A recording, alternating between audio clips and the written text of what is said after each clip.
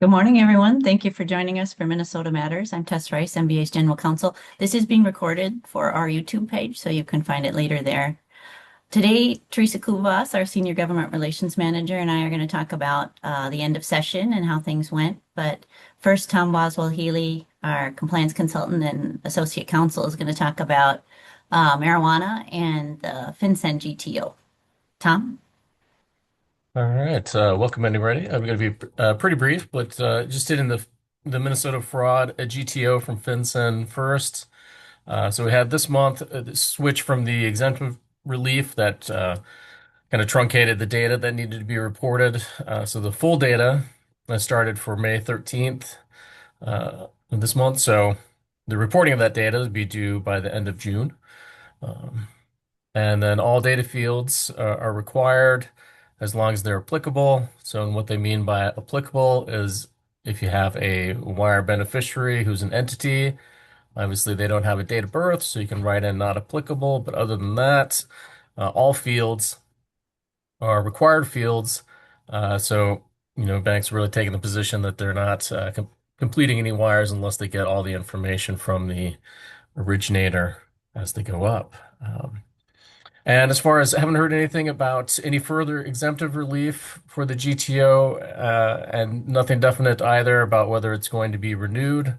I think that it seems to be the expectation that it'll be renewed, but nothing definite either side on that. And if it doesn't get renewed, then the last reporting date, due date at least, would be September 30th of 2026. And then just a couple brief things on hemp, talking about the federal redefinition of hemp goes into effect on November 12th this year, unless things change. There's really kind of a flux in the federal treatment. We had the recent rescheduling that impacted state licensed medical marijuana and FDA approved products, moving those marijuana products from Schedule 1 under the Controlled Substances Act to Schedule 3. Um, but let's see, there's been some other federal agencies that have come out that have clarified that that has no impact on their prohibitions or restrictions, including the Army came out saying that even any kind of CBD is covered by the zero tolerance marijuana policy. That includes whether it's something that you ingest or even if it's just a topical, like lotions or cosmetics, that sort of thing, are all prohibited for service members. Department of Transportation likewise came out with saying that there's no somebody could have a prescription or recommendation for medical marijuana under a state program. It's still restricted for truckers and pilots, any of those persons that need to be covered by the Department of Transportation. So. And if it's, let's see, what happens if there's no change? It would just be if you do have a hemp customer, and that's at least under the state licensure as a hemp customer, that would automatically make them a marijuana under federal due to the redefinition. So it would trigger the FINCEN marijuana SAR reporting filing framework, so you'd have to keep track of that. And banks should look at their policies where they want to continue to bank those hemp customers, or if they want to end that relationship. There may be some changes needed to your internal policies and procedures as a result of this, assuming there's no change. And there is some push, at least for change to fix that. There's bills in the House and the Senate both to delay the implementation for a couple of years, or some also to repeal.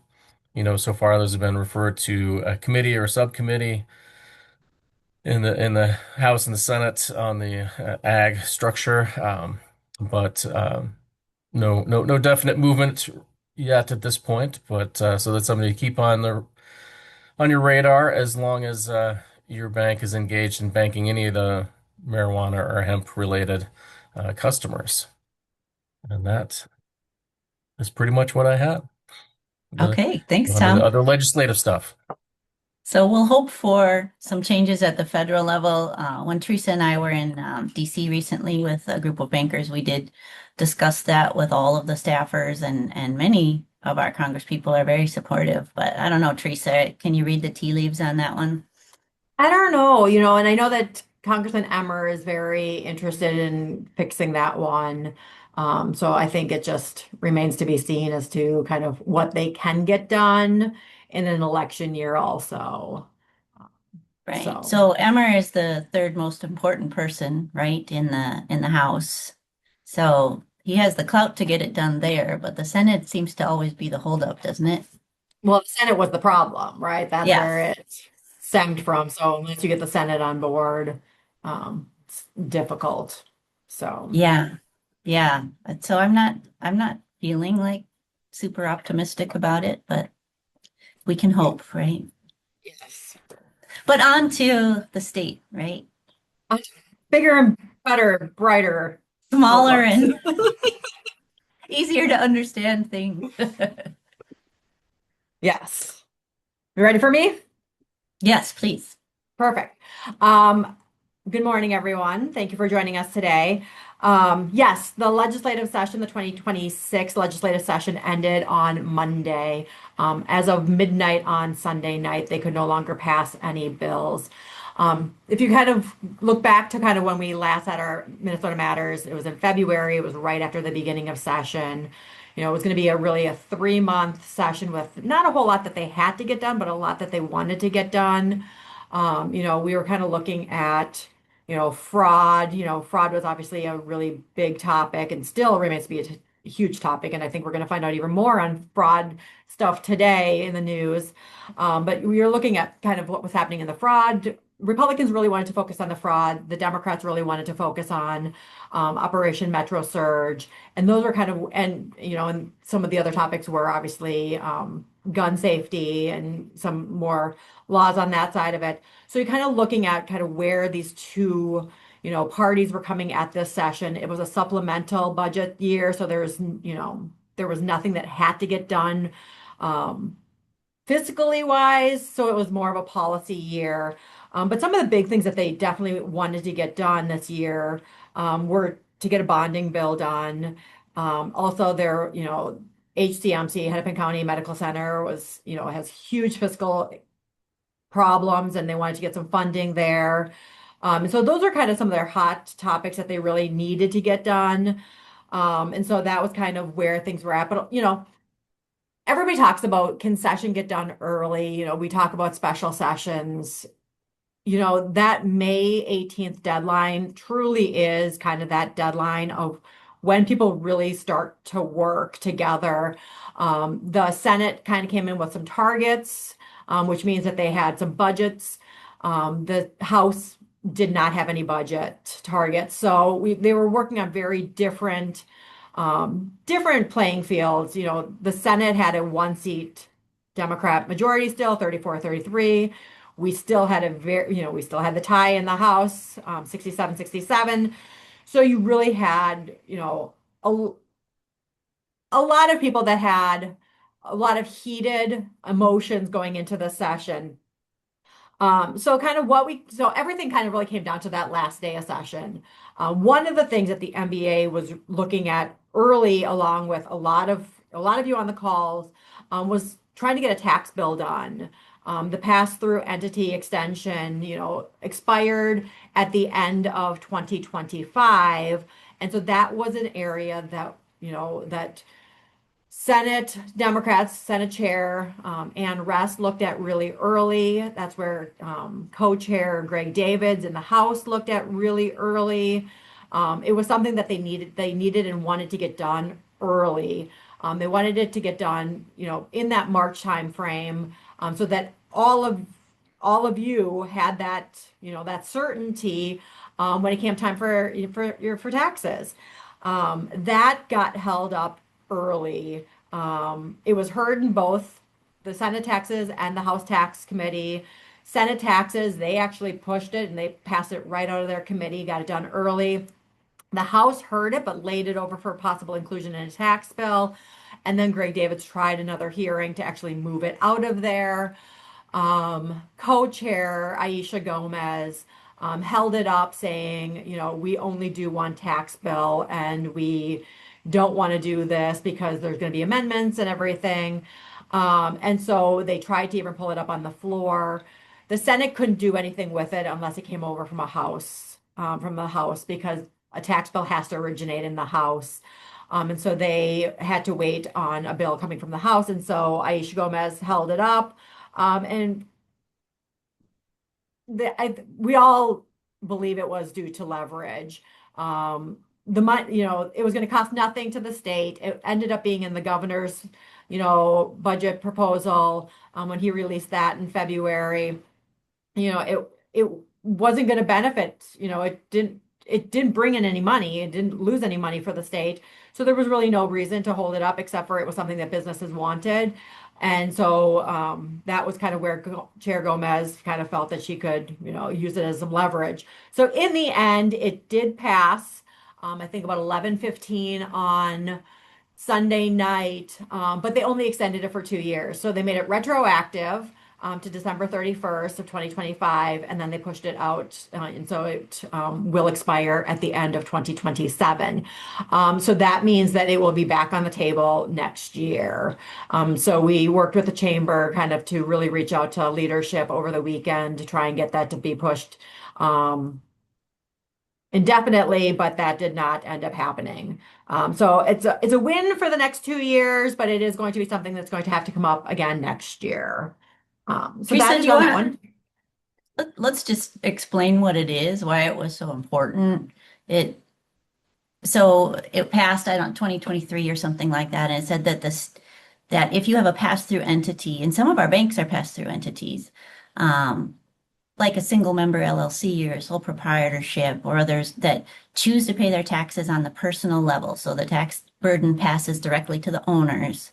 Under that, the way we had this law, you could choose to pay your state taxes at the entity level instead, and then you'd be able to fully deduct those from your federal tax return. So it saves a lot of money because there is that state and local tax or SALT cap. Right now it's $40,000. It used to be like 10,000. So at least 40,000 is better. But if you pay more than $40,000 in state taxes, then you'd be able to deduct that full amount. So that's why it was such a big deal for a lot of businesses in Minnesota.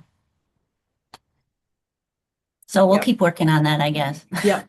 Yep. Yep. That'll be one that, and obviously the chamber will be working on that one quite a bit next year as well. So then we're just going to get into, and so I'll kind of start some of these issues and then I'll throw over to Tess for kind of some more of the details of them. One of the bills that passed this year was a virtual currency kiosk ban. If you've gone to a mall, if you've gone to, you know, gas stations, liquor stores, there are these virtual currency kiosks that have been put into these establishments, and we for all intents and purposes, they are for fraud. Most people that are going to use these kiosks to put money in to get into the digital world are being told to do it by somebody outside of themselves, right? So go back 2 years ago, these kiosks popped up, probably in the last handful of years, but about 2 years ago, Minnesota did push some legislation through the Department of Commerce and a couple legislators that regulated them. So they kind of put some kind of safeguards around them as to who could, how much you could put in as a new customer, some, definitions around what a new customer is. So trying to kind of have some safeguards to help prevent fraud. What we have found in the last couple of years is that I think we've close to 90% of those cases are fraudulent. So Tess and I, we reached out to the Department of Commerce on a call, and we were talking about, all these other states that were looking at doing additional regulations. They were working with AARP, should we tighten it up a little bit more? And they were like, nope, we're just gonna, we have language just to ban it. What we were starting to see is there were cities, city of St. Paul, Stillwater, a couple other ones that were banning them locally. And so the state decided that they were just going to try and do it, outright ban. And we got to talk to them. We're like, well, what's the secondary thing if you can't get the ban? Indiana was the first state a couple months ago to ban it, and then Tennessee, and we are now the third state to ban it. It was really interesting to listen to. It was an overwhelming prohibition on these kiosks, and I think even in the last couple of days, I think it was one of the kiosks that's actually going to be filing bankruptcy. I just saw that I think yesterday. So, some of the people that were kind of speaking in opposition were talking about the small businesses that have invested in these kiosks and how do they get their money back? And, can we just put some legislation in that you can't deposit money into the kiosks, you could only withdraw money from the kiosks. And the question that we always had, which was, who's actually withdrawing money from these kiosks? I think that once they go in, they're kind of in the abyss. So, Tess, do you have more on that one? Um, just that, there really wasn't a reasonable business case for those machines. And so I think it was a guy from CoinFlip testifying in favor of them. And the fees are so high and the percentage of fraud was so high that it just really did seem designed to defraud people. No reasonable person engaging in crypto activity would use those machines. So it seemed like it was just for fraud. So the machines have to stop being used by August 1st, and then they have to be out of those malls and gas stations by the end of the year. So I think that was great. I'm really glad the Department of Commerce took a strong stance on that one. Yeah, yeah, definitely. And since we're on virtual currency, why don't we move into the custody account one? This was one that was brought to us over the interim by the credit unions. They had a member up in the St. Cloud area that was really interested in getting into this business, and so they reached out to us and wanted to know, did we want similar language? And I'll let Tess talk a little bit more about it, but we didn't feel like we needed it. But Tess, do you want to give a little bit more on Sure. this one? Well, the credit union wanted to, I think, issue its own stable coin. So they were pretty in front of this crypto issue. And so the original bill was really broad, and we had issues with it. Um, and Department of Commerce, fortunately, had issues with it. And so we were in agreement that the scope was way too broad. And so it narrowed into just custody. So our banks already have authority from the federal regulators to custody crypto assets, but the credit unions don't. The NCUA hasn't issued anything. And so that is why they felt like they needed something at the state level. And so the question Teresa and I was just struggling with was, do we need to be included in this? We have the federal authority already. And I think our government relations council felt like, well, we don't want them to have anything at all. And if they're going to have something, we should at least have it too. Who knows what could happen at the federal level. So that's why we went ahead with our own language. And so it just allows banks to custody crypto assets. And I think it would look like, and let's say your app that you have for your bank, a customer could go on to the bank app and also see their crypto there. So you would be able to hold crypto assets for them, or you'd probably be working with a third party, but you'd be able to merge your apps to be able to, so that your customer has one place to access that. I don't really know what the demand is for that. You would all know better than I do, but I can't picture it. But we wanted to make sure that at least you had what you needed if something changed at the federal level. So there are requirements in there that the Department of Commerce wanted about reporting to them. You have to give them notice. You have to have written risk management policies and asset segregation and things like that. So I don't know that our banks, our community banks will be taking advantage of this right away, but maybe some will. So um, I, I guess we're happy we got it done. Yeah. That was a strange one. It was, yeah. And then one that we were really excited about this year, we pushed a trusted contact program. Again, as the state's talking about fraud, and as you know, you look at legislators talking about fraud. Fraud's obviously a really big state issue, and we kind of really brought it down to kind of the bank level and kind of the scams and everything that you guys are seeing. Back in 2020, we passed the senior financial fraud language that gave you guys the ability to freeze those transactions, and do some of the trusted account things for seniors and vulnerable adults. And it's interesting because we were on a call on Friday with kind of um, our colleagues around the country, and a lot of states are, doing these senior financial fraud bills in 2026, which is things that we did 6 years ago during COVID. And so when they talk on the calls about, well, Minnesota passed a trusted contact program, and it's still I'm like sitting there going, like, but that's an add-on to all the things that we've already done for you guys and for seniors. But Tess, do you want to talk a little bit about this one? Yeah, so the bill or the law we already had, as Teresa said, would have allowed a senior or vulnerable adult to appoint someone as a trusted contact on their account. But that we wanted to extend that to all customers. We knew banks were doing this already, and so it was important to get some liability protections built into the law. You'll have them in your contract, but it's better to have it in the law as well. So this allows you, if you want to, it's completely voluntary. So the bank can decide whether they want to offer a trusted contact program, and that would just allow them to appoint a third party, and then you could reach out to that third party in certain situations. So when you suspect fraud, if you've lost contact with the customer, an emergency, any kind of emergency situation, you could reach out. And as long as the bank is acting in good faith, and I think in a reasonable way, they will be protected from liability. So we really did sell this as a fraud prevention bill, but it does have some other features like the dormancy side of it. Another part of it is if you wanted to, you could set it up so that that trusted contact can go online and look at the account, but not conduct transactions. So that might be nice when you have maybe a parent that wants to have a child on their account. They can make sure that there's no fraud going on if all the payments look reasonable. So that is something also that you could do if you wanted to. The customer will be able to remove that trusted contact at any time. I mean, it takes time for a bank to do that, but and then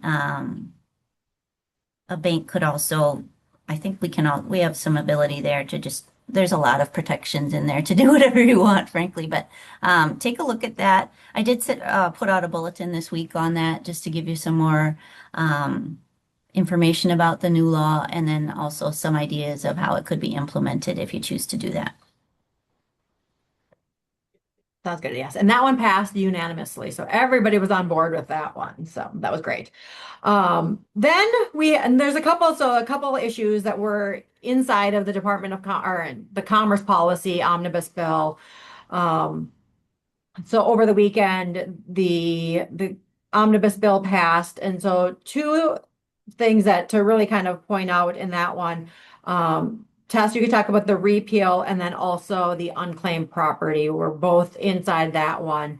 Kind of on the unclaimed property, let's just say that if you remember from our call back in February, the unclaimed property language that they sent us was probably over 30 pages, and they really talk about how this law hasn't been updated since the 80s, and you kind of talk about, it really needs to be updated. But the one thing that the Department of Commerce does is they kind of throw these bills at us, and not really kind of go through line by line as to how it might impact, banks and one of the big things that was in there was they were removing safe deposit box. Like they did not want anything that comes from a safe deposit box. They just kind of didn't want that. They wanted you guys to deal with that one.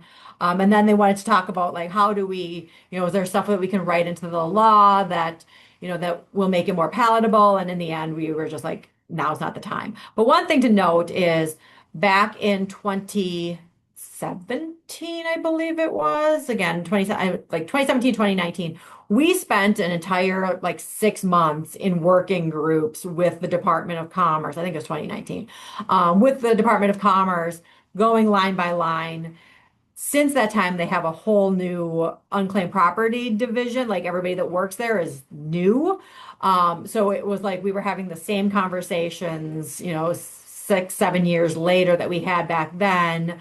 And they were bringing in Illinois language, which we had already fought about, 7 years ago. So in the end, they got 3 pages of unclaimed property changes and nothing that really impacts us. So Tess, you want to talk about that one and then the repealer? Yeah, so what did pass is they wanted to address virtual currency in their abandoned property rules, and that was a very good idea.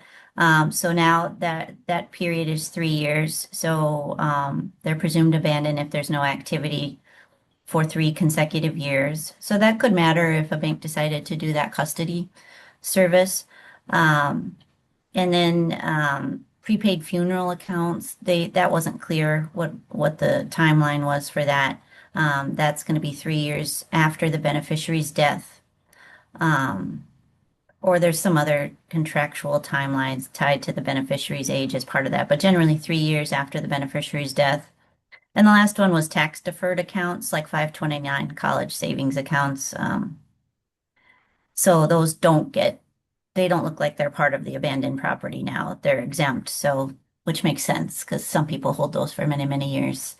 And the other part of the Commerce Bill Teresa mentioned was the repeal of a law that required banks to cash checks on par. I think that was only state chartered banks, but it required to cash checks on par, meaning you needed to pay the exact amount to the person standing in front of you with the check. And because of the penny shortage, we thought it would be a good idea to change that in some way. And then the department was all for just repealing it. So they did get that done. We may need to work on a rounding bill next year. Minnesota's been pretty fortunate in the amount of pennies we have. So we haven't had the kind of trouble that other states have had, but it doesn't seem like anything's going to happen at the federal level. So we may need to do a rounding bill next session. Yeah, and when I've talked to the retailers, they definitely are interested in some kind of rounding bill as well. So, Oh, good. um, Okay. yeah, yeah. Safe at home.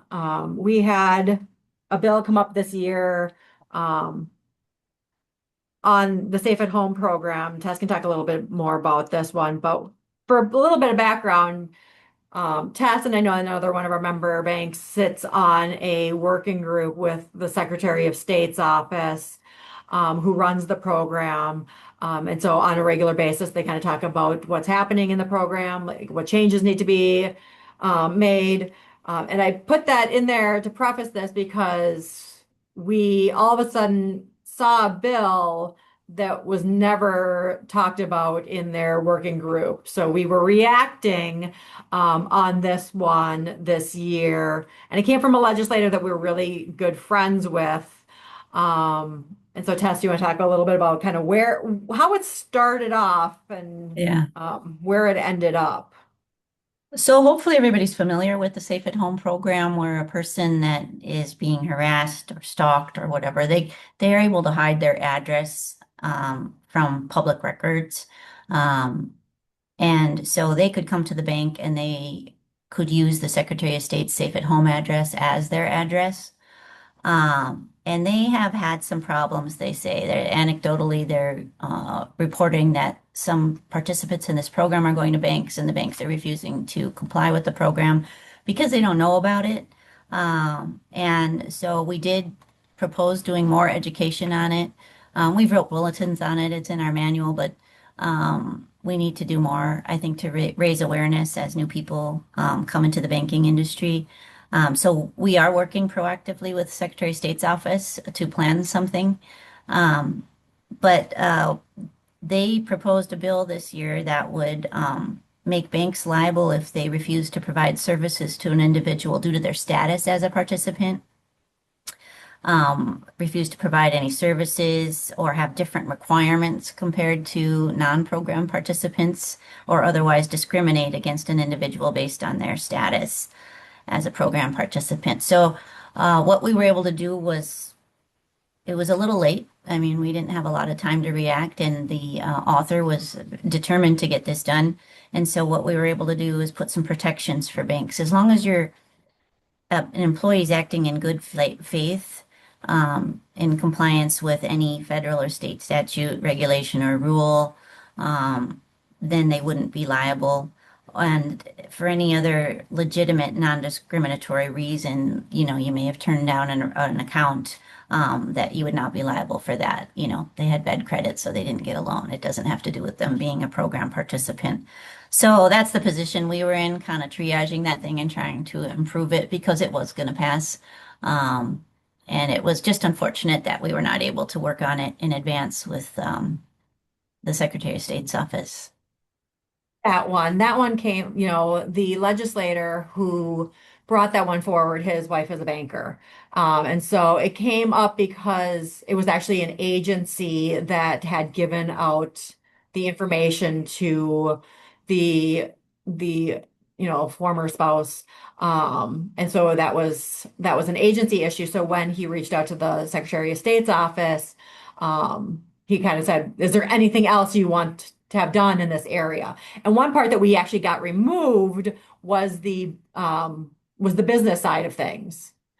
That if they owned a business, because they were Oh, looking yeah, I for, forgot about that. yeah. Yeah, so the scope was pretty large and they wanted those same protections to apply to a business. And the only way banks can really comply with this law is because FinCEN gave an exemption for the Safe at Home program, so that the CIP rules have, exemption for them. And we explained to the Secretary of State's office that FinCEN letter does not extend to businesses owned by a Safe at Home participant. It could to if it's a sole proprietorship, because in Minnesota there's no legal difference between the owner of the business and the sole proprietorship itself because it isn't a separate legal entity. Um, and it turned out that that was the type of business they were trying to protect. So we were able to get all that business related language out of the bill, which was good. Yeah. Yeah. And then moving on from that one, legal aid, because again, we can't, since 2007, have a legislative session that doesn't have a mortgage foreclosure bill in it. So one of these days, I've looked at legal aid and I said, can we just have one session where we are not dealing with foreclosure legislation? And that was not this year.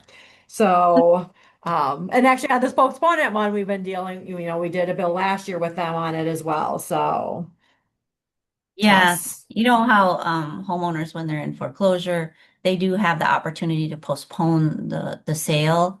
Um, in exchange for that, they have a shortened redemption period. But that everyone assumed that applied to both foreclosures by advertisement, which is how they're typically done, and foreclosures by action when you're going through a court system. But legal aid felt that a clarification was necessary, that they make sure we all understand that it applies to foreclosures by action. But as I say, that's how everyone was behaving in the foreclosure area. That postponement was being allowed on foreclosures by action, but now it's in the law. So not a big change for us. Well, and this one I think did it also address like if the foreclosing if we it's like how like who can postpone and when. Yes, yeah. So if a homeowner has died, their heirs or personal representative can also make the request. I think that's true under federal law, under the Garden St. Germain Act anyway, but the legal aid lobbyist is really obsessed with Garden St. Germain, so I think he wanted to get it into our state law as well. Like, that's why I just start twitching when you say Garden St. Germain at this point. So I know. so yes, and then a couple others. Rocket Mortgage Bill had a bill. Oh yeah, yeah. We've been seeing them active the last couple sessions, and they are subject to some laws that banks aren't subject to. But in Chapter 58, um, banks are exempt from a couple things that they are having to do. So one of them is a 5% total fee cap on mortgage loans, and then also prepayment penalty restrictions. We are subject to those. So what Rocket wanted to do was for investor type loans, so people that want to buy a home for investment purposes, those restrictions would not apply to those mortgages. So they don't have to worry about prepayment penalties and that fee restriction. Their argument was these are sophisticated investors and may not be able to get a loan without those kind of protections in there for the lender. As far as the lender may need more fees, a lot of times they don't put a lot of money down on those investment loans. And prepayment penalty can help lower the rate was their argument. And, I thought they'd have a harder time with getting this through, but not that I know of. I Yeah. think that legislators understood that argument. Yeah, there were definitely a couple questions on that one, but got done. Gift card fraud. This was one that was brought by a retail group. Yeah, they're just one of the many fraud type bills in the legislature, but this one it updates the organized retail theft law to say that stealing a gift card is the same as stealing merchandise. Apparently, that was not clear before, and so that was kind of a loophole. Um, and then, so the value of a stolen gift card is the full face value or the greatest economic loss the owner could suffer. So, um, that includes reloadable cards, and so the economic loss, I guess, could be greater. But I think that law enforcement is happy with that one and the retailers for sure. So we had a couple of questions. Do we have to wait for the legislature, either state or federal, to determine what the bank's procedures for the penny shortage? No, I think a lot of banks do have their own policies on that.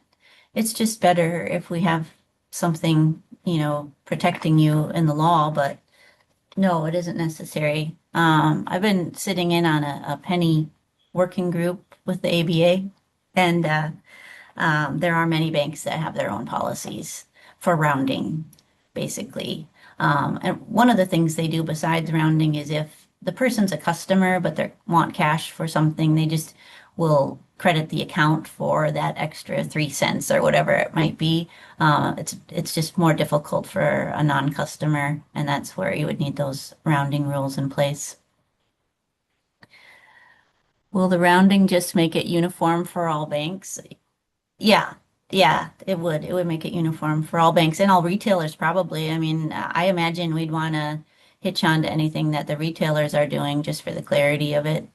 I don't see how we can really lose. It's pretty obvious how it should be done, I think. So, um, that's how I anticipate it working. But you could do your own round. Many banks are doing their own rounding rules right now. You see that question, trusted contact.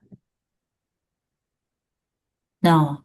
Does the trusted contact need to be on the signature card as a trusted contact? I see it states that account agreements and customer forms need to be updated. Can you help me understand what the bank is obligated to get for CIP from the trusted contact? Right. So these are unanswered questions. I mean, I assume the cores are going to pick this up and will provide the structure for how these will work. But I mean, right now, no, there's no signature card required. I would think you could have a separate agreement signed by both parties about how your trusted program works. But, there's nothing saying that you need to have them on a signature card. But yeah, you would get some sort of agreement. Oh, Tom's got something to say about this. Yeah, yeah. I just think from a CIP perspective, I don't think those trusted contacts would qualify as a customer under BSA. So I don't think that you would be required to follow CIP for those. Now, I think many banks, in order to, verify who they're talking to, that they would still want to do some sort of verification of their identity just to make sure you know who you're speaking with. Maybe along the lines of like an authorized signer, but they don't meet the definition of customer under BSA. So Okay, thanks, Tom. yeah. Okay. And then kind of, I'm going to hand this one right over to you. Prediction market. This was one that we had on our radar, but not on our radar this year. Oh, yeah. Did you just say prediction markets? Prediction I was reading markets. Jeff's, there was a comment that a Oh, bank has found a separate trusted contact form and they modified it for their needs. okay. So that's good. So prediction markets, that was weird. So that's like polling market or Kalshi, where you can bet on something that's going to happen in the future, like an election or weather or sporting events, things like that, right? And unfortunately, we got roped into it because it turned out that maybe, some banks engage in interest rate swaps and things like that that could and deals with commodities. This was beyond Teresa and I understanding, but anyway, so we got in there to make sure that anything that a bank would be not included in this prohibition because there are felony charges attached to this bill, so it's very serious. And then there was also a part that had to do with the consumer, someone not helping facilitate this for a consumer. And so we had trouble with that. We can agree that banks shouldn't have a customer that's running a prediction market knowingly do that. So that would be prohibited. But as far as what our customers are doing, we did not want banks to be liable for that. And that Teresa was able to get the consumer language out there at the last minute. That was a weird bill Well, how it went through. it was a very weird bill, and I know that the one that tipped us off on that we needed to care is watching as well. So Thank we got you. a call, email on Mother's Day, whether we cared about this, and then we've had legislators follow up with the I think you should care. And the more that, and I kind of talked to one of the legislators and I was like, okay, tell me why. I'm like, and this legislator was actually a banker, a former banker. And I said, who do we even talk to within a bank that's going to understand this side of things? And I know that somebody just said that we saw a deep dive on into this, which is because there was a congressional hearing about prediction markets yesterday. There's a lot going on when it comes to the prediction markets and what states can do. And I think Minnesota might be one of the first ones to, to prohibit this. And so what ended up happening is that they ended up putting language into the public safety policy omnibus bill, and it passed on Mother's Day or the day after, I think on the Monday. So the day after, because they weren't on a Mother's Day. So passed on the Monday. And so that's when we all started kind of knowing that it had passed. But we also knew that there were going to be lawsuits, that came after what a state could actually do. And so all last week, we kind of worked with, other groups that were interested in this. We worked with the Department of Commerce because I kind of went to the Department of Commerce and said, hey, have you looked at this language? Because there's sometimes bills that, this type of bill, the renewal subscription bill last year that we had to fix, or 2 years ago that we had to fix last year on safe deposit box renewals. There's certain things that don't kind of just scream banking. And so we went to them. And so Tess and Mike Crow had really kind of talked about what impacts there would be. So, the public safety policy omnibus bill got signed, but then I think it was at midnight on Friday night, Saturday morning, that new language was adopted into the public safety finance omnibus bill. And in this one, what it ended up doing was it ended up repealing the law that they passed the week before and putting all of this language in, which we think makes it a little bit better. Funny enough, though, on Monday, Tuesday, there was a lawsuit filed. I'm not a lawyer, but the lawsuit was filed to the original bill that was passed. and not the repeal and replacement. So I'm not quite sure legally what they end up doing if the changes in the new law that the governor hasn't signed yet. So the lawsuit came off of the bill that was signed, not the one that's going to be signed. So again, I don't quite know what ends up happening lawsuit wise. Yeah, it's the CFTC filed it. So I don't know if they would have to refile because the other one's moot because that law was repealed, or if they can just amend their complaint. But yeah, this is a problem. I don't other states, Teresa, are we the first one to do this with the prediction markets? Right. And it kind of goes into the online subscription, the online sweepstakes bill, which was similar, um, that did not end up passing this year. And that was one that we got flagged because it actually said within the bill, financial institution, that we couldn't, have, I can't remember what that one was, that we couldn't Well, we fund talked them about or. the federal regulation GG, what we're already doing. Um, so um, I mean, I was glad it didn't pass. Yeah, and that As one it could be back. passed in California and New York, and they were like banks are already doing it. But that one, the opponents hired someone to really kind of kill it right at the end, and so they successfully ended up killing that one. Just a couple other bills that did not pass before we finish this up. Sales tax on banking services and fees that was included once again in the governor's supplemental proposal. We, worked with our coalition to kind of submit a letter, once again, just saying we don't want this. We don't have anything set up.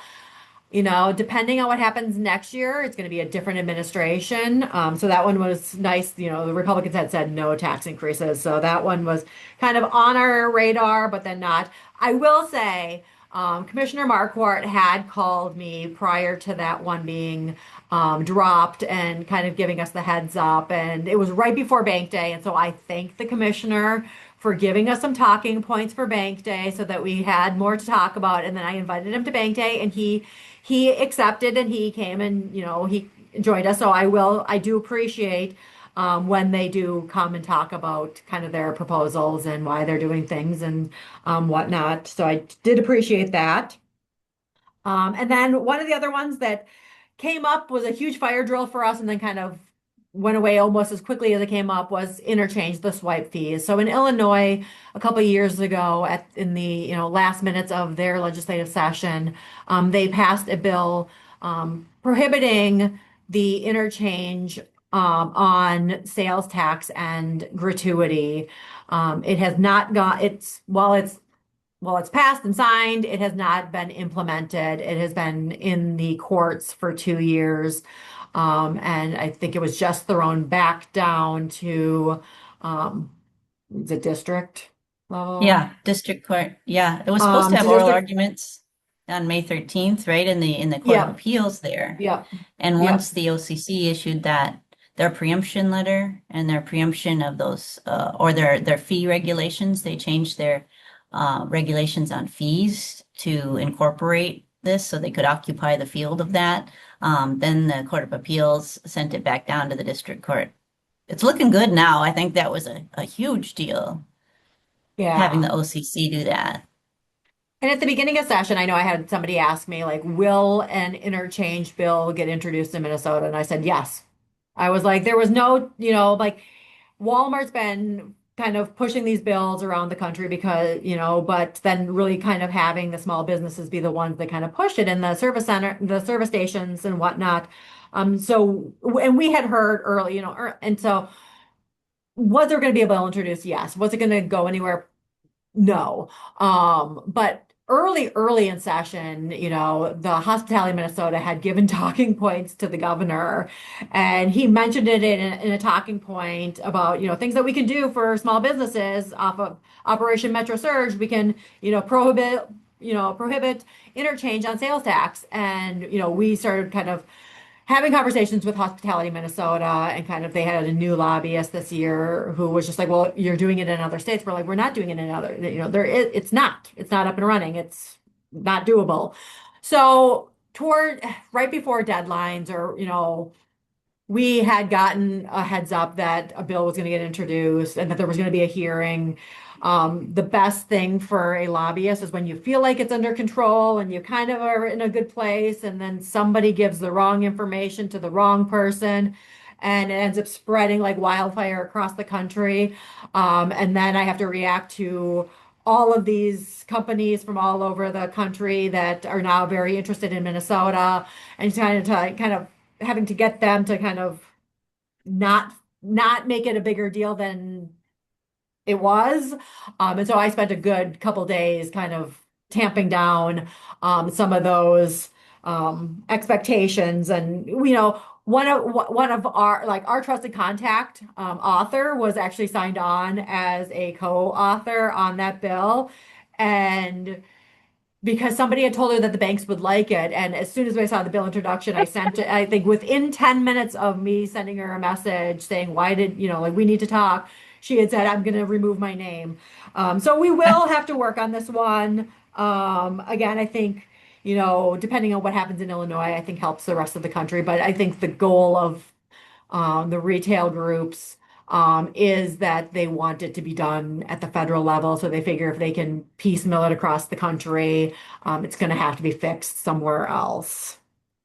Yeah, and I am optimistic about the lawsuit now in Illinois because of what the OCC has done. And we did thank the OCC for that when we were visiting with the comptroller in DC recently. Colorado's passed it too recently, but theirs, I believe, applies to banks of 60 billion in assets or more. So then I was thinking, well, it's not going to apply to a national bank, and I don't know how many state chartered banks are 60 billion. So I don't know if there are banks left to be impacted by that or not. Hopefully not. Yeah. So that's kind of where do you have any other issues? Do you have any other issues, Tess, that you'd like to I have discuss? so many issues, but nothing these people want to hear. Well, so I'm just going to kind of move a little bit into elections. So as you know, elections are this year, and so filings opened up on Tuesday. So we have 43 legislators that announced either that they are retiring or not running for their current seat. So I think I mapped it out that we have 7 House members that are running for the Senate. And so otherwise, we have a handful that are running for county commissioner seats, governor, congressional seats. But we'll have a lot of new people next year. And, we always know with filings, there ends up being a last minute retirement that comes out of that. So Monday they spent all day with their retirement speeches. We're losing a lot of really, we're losing all 3 commerce chairs. We'll have a new governor next year, next week. And so the 29th, 30th are the state endorsing conventions. So we will know kind of who the Republicans endorse for governor. We'll know who the Republicans vote for governor, who the Democrats endorse for U.S. Senate, because that Peggy Flanagan, Angie Craig race is. But I think we won't know anything until August. So August 11th is the primary.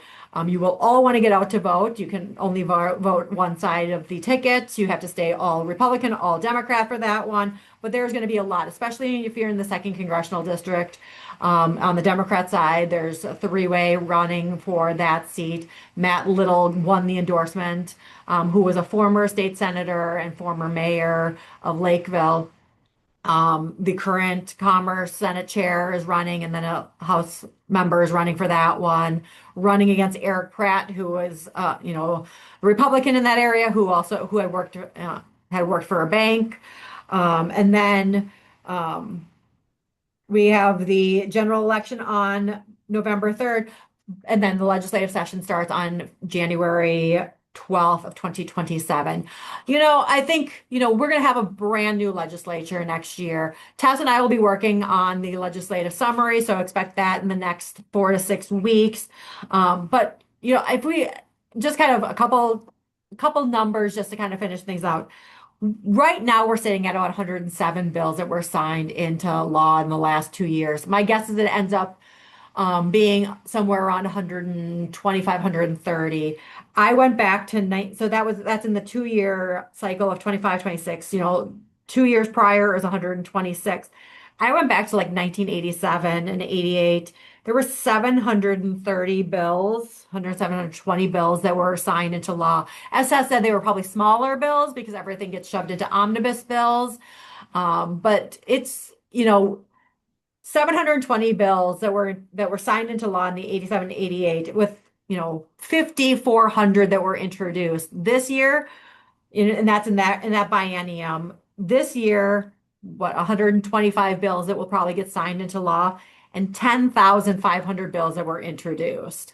So we have a lot of ideas. Very few of them get through. The MBA is working hard every day. We're reading every one of those bills. We will continue to go through a lot of these bills to kind of figure out kind of what smaller things are in there as well. And we will get you information in the next month. That's what I have for today. Okay, thank you so much. And thank you everyone for joining us for Minnesota Matters. As I said, it'll be put up on our YouTube page for your friends that didn't see it. Have a great rest of your day. Bye.